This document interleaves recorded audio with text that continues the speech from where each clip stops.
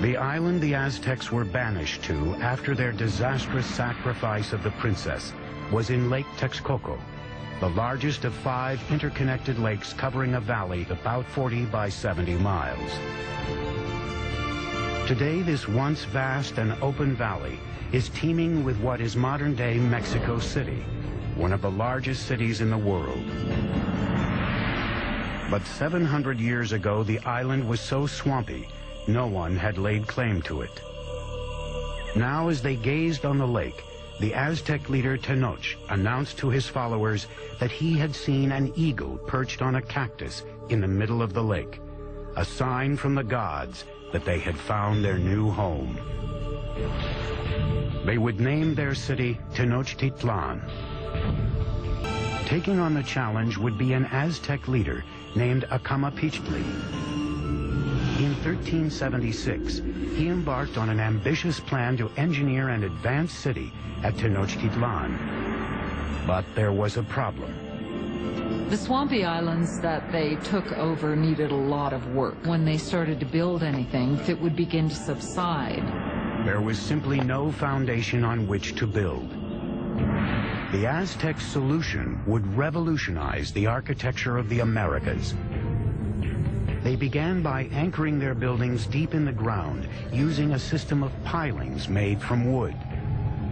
Workers cut stakes into 30-foot lengths, 3 to 4 inches wide. These were driven into the soft ground to make a foundation. The pilings were often surrounded with volcanic stone to add strength. Masons and bricklayers could then build walls on top of this base with confidence. They have found wooden pylons to hold the foundations of the pyramids.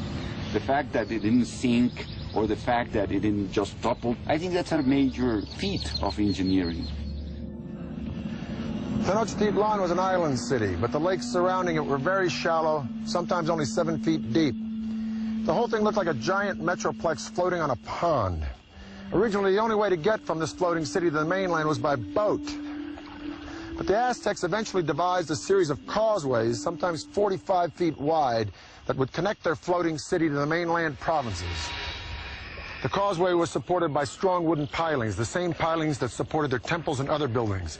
Thousands of these pilings had to be driven deep into the lake bed, and this presented a logistical challenge that could only be met by a strong, skilled labor force and the best of Mesoamerica's engineers. To build a causeway, 2 lines of stakes were laid out. Then the space between them was filled with stones and earth until it reached several feet above the water level. This allowed the road to support enormous weight. These causeways were built very straight, they were very wide, with bridges that would open up that connected the city to the north, to the west, and to the south. The roads enabled the Aztecs to transport larger, heavier materials for building. But this presented a new challenge. There were no beasts of burden in Mesoamerica, so everything had to be done with humans. No carts, no wheel. Small loads would be carried on the back with a rope hung from the forehead. Large items like stone blocks or sculptures for a temple would be dragged by huge numbers of men pulling ropes, possibly using logs as rollers.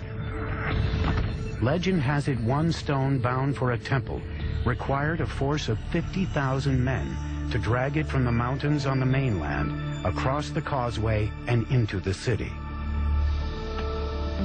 The causeways would also present the Aztecs with a new way to get fresh water to Tenochtitlan. In the past, the Aztecs had transported water in canoes from the shore. But a huge boom in the city's population meant they needed a higher-tech solution to keep up with demand. They wanted to use water from the springs on the mainland, and so they wanted to build an aqueduct. But the springs were under control of the dominant tribe in the region, the ruthless Tepanecs. The Tepanecs were the controllers or the dominators of all the valley. They had a very strong empire. So they were the lords of the valley. So the Aztecs were tributary subjects to them. As the Aztec population grew, tensions with the Tepanecs began to simmer. Now the Aztecs decided to issue an ultimatum that could change the balance of power in the region.